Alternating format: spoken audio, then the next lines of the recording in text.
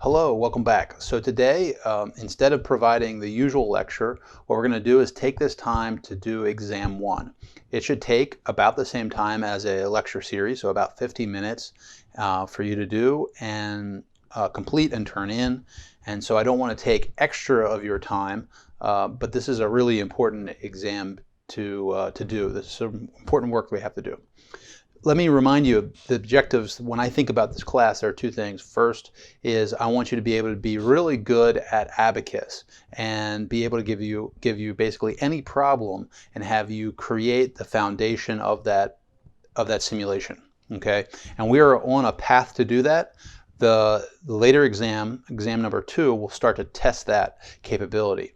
In this case, the second objective of the class is to be able to provide a little bit of background behind that simulation, right? So if somebody asks you, your employer, say in the future says, develop this abacus simulation, you'll be able to do that. The second thing is, tell me a little bit about this. Is it correct? What's underneath the hood? How did it actually work? How did it get to stresses and strains and displacements?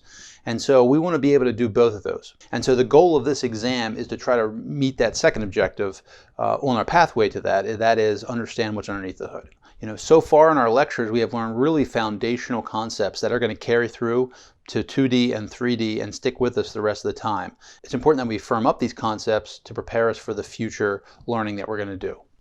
I hope that this exam is not a burden for you. I hope that as you're working through, you're like, oh yeah, I know how to do this right away. And we sort of button up these little theory concepts and move on. And I hope at the end you feel like it wasn't a waste of time. It was actually a good thing to do. So with that, let's get started.